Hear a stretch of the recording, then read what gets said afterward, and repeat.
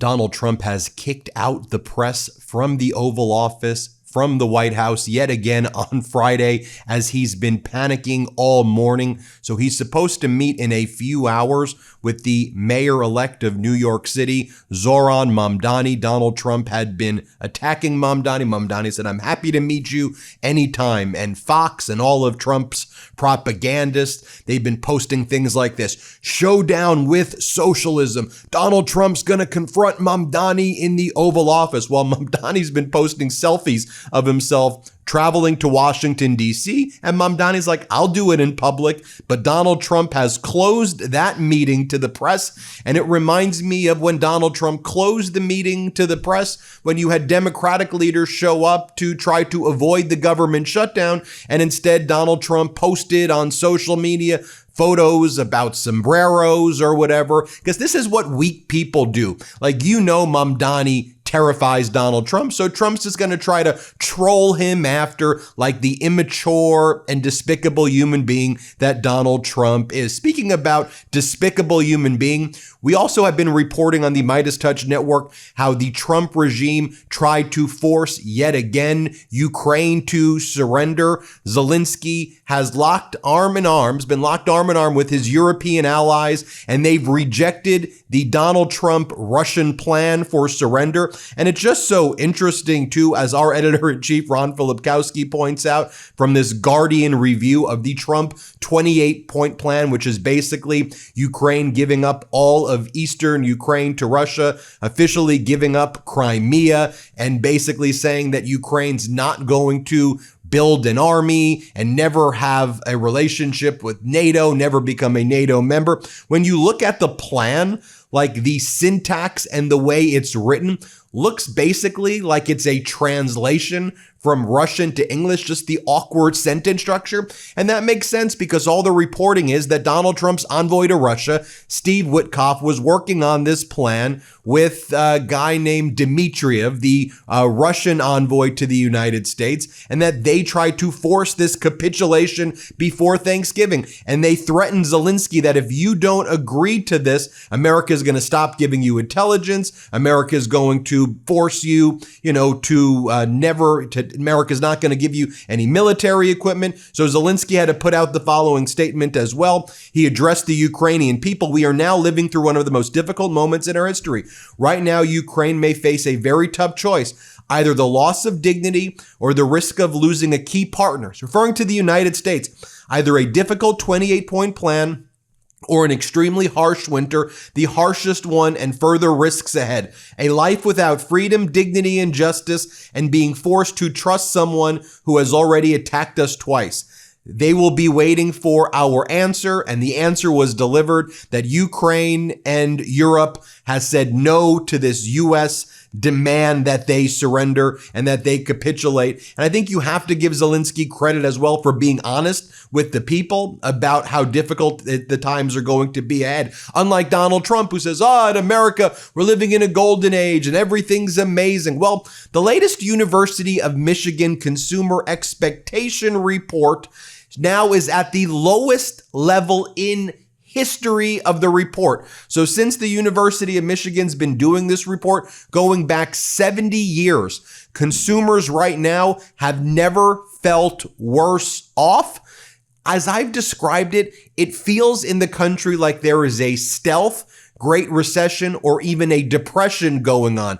Things are completely unaffordable. People can't afford their rent. People are psychologically tortured, living paycheck to paycheck if they can even make that next paycheck. You have layoffs, the highest since like the Great Recession. Unemployment just ticked up to 4.4%, and I think will be at 5% before the year is over. Let me just show you right here how the economist over at the University of Michigan, how she describes the fact that this is the worst consumer expectations report since the history of the study. Here, play this clip. What is happening in terms of this disappointment? Like, why are we at these record lows? Is it all about higher prices? It's really about cost of living and affordability. That's what the consumers are telling us very loud and clear throughout the interviews. Consumers remain very frustrated by the persistence of high prices. But what's new in this year is that consumers have definitely perceived that labor markets are weakening. We had a surge in the share of consumers spontaneously telling us that weakening incomes now were dragging down their personal finances. And we also have weakening labor market expectations going forward. We have over 2/3 of consumers expecting unemployment rates to rise in the year ahead. You go take a look also at Donald Trump's polling right now. Trump's net approval amongst independents right now is negative 43 points across basically all of the major polling. Negative 43, right? I mean, because it makes sense. Donald Trump made all of these promises. Not only are they promises not kept, but they are promises that have just been exposed as utter fraud. And now what? Donald Trump wants us to applaud him because he goes, I've got a great plan. I'm going to issue an executive order to remove some of these tariffs. That's my plan. Too little, too late. And these were your tariffs. You inflicted this chaos. You caused the pain. And it ain't going to help the farmers, for example, because, China's already bought all of the produce it needed from Brazil and from Argentina and from other places. So the retaliation against the United States has already taken place. And now we feel the pain grow and grow and grow. And who knows, maybe you're going to wake up tomorrow and Canada will do an advertisement that'll make you upset. And then, or another country will say something that just makes you a little bit upset. And you're going to make some ridiculous post. Who the hell knows? By the way, I want to point this out as well, because this is not getting enough attention. Commerce Secretary Howard Lutnick put his kids in charge, 20-year-old kids, I think they're like late 20s, in charge of Cantor Fitzgerald, the company that he founded. One of the businesses that Cantor is doing right now is they're going to companies and they're saying, let us pay you right now for tariff refunds once the United States Supreme Court rules against the Trump regime and issues refunds, because lots of companies are on the verge of bankruptcy. They're struggling because of the policies of Lutnick and Trump. So Lutnick's kids are going to the companies that are suffering because of what Lutnick and Trump did and said, let us buy your potential to get a refund from the government, from basically Lutnick, for 50 cents on the dollar or 40 cents on the dollar. But we'll pay you the money you need now to survive, because Lutnick's company is betting on the fact that the Supreme Court will declare the tariffs illegal, that they will declare Lutnick and Trump's policy illegal, and Lutnick's company is going to benefit by then going to the Commerce Secretary, going to the Treasury and saying, well, then we want to be paid. We own the rights to the tariff refund now because we bought the refund right from the company and we get 100% on the dollar. So they profit by the delta of what they paid to buy the refund rights and the 100% that they're going to get from the government. Do you see the scheme that they're running? I just wanted to point that out right there. Let me just show you what everyday Georgia voters are saying right here. This comes from Engages and Sago, and Axios published this. When independents and just voters in swing states like Georgia were asked about how they feel the Trump regime is doing, here's what they said. I don't like that they not taking running the country serious. That's what I don't like. I disapprove because we're inflation. Groceries are higher than before. Disapprove of how he sends put ICE in the cities and they're all masked up. No one knows who they are. They're snatching people off the streets. Don't like that he's sending in the National Guards to these cities on the streets of the American people. Prices of groceries, those are the things that immediately impact me. Immigration, as much as, I care about it, it doesn't. I have stocks. Thankfully, a lot of them, but it doesn't impact my day-to-day life. So that's why I'm strongly disapproving with regards to what he promised. On day one, he promised to lower our groceries. Where are they now? Because of job market is really bad, and housing prices and just inflation in general. Here's what a Pennsylvania Trump voter said about how Trump's doing. Play this clip.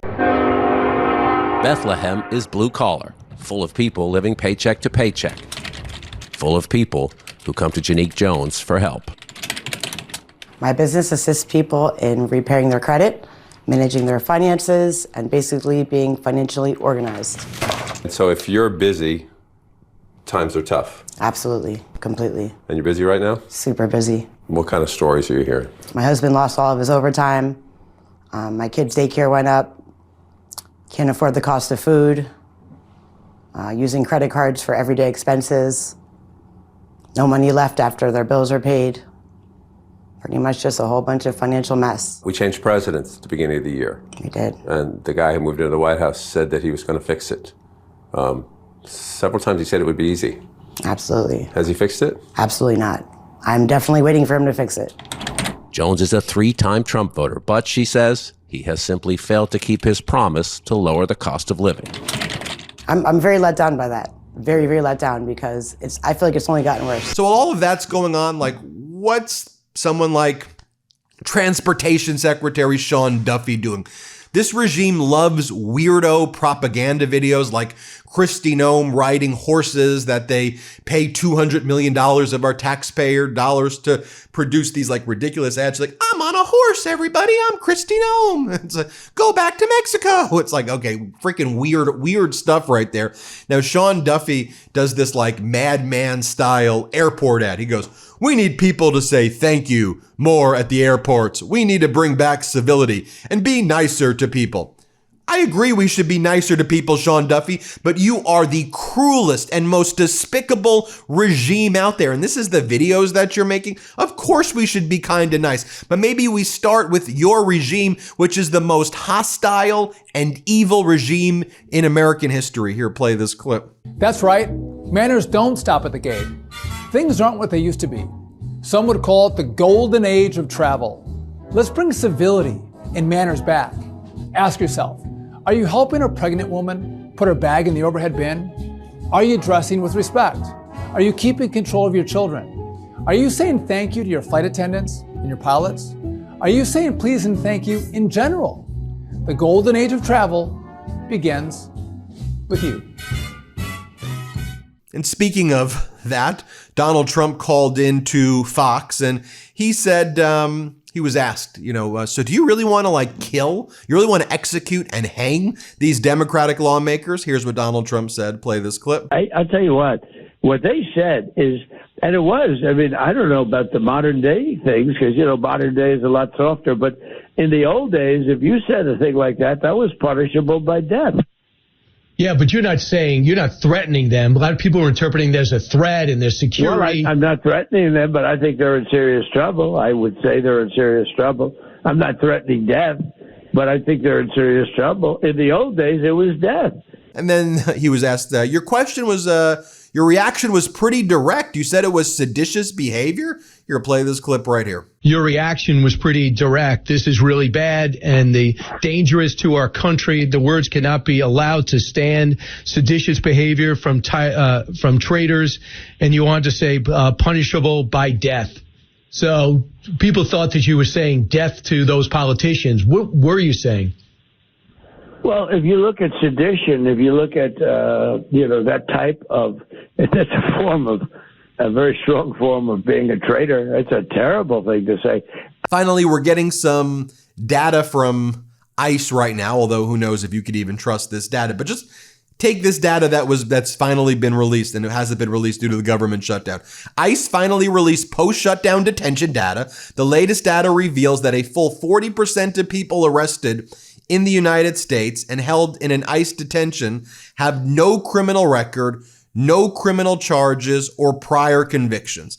That is up from just 4% when Trump took office. So 40% of the people have no criminal record, no offenses, up from 4%. But get this, what they consider to be a criminal offense or conviction is paying a traffic ticket. So 40% didn't even have a traffic ticket. And who even knows if the other 60% that was made up are people with traffic tickets and small citations and things like that, and not serious violent crimes. And by the way, who even knows if this ICE data is accurate? But just think about that right there. All right, we'll keep you posted every step of the way, of course.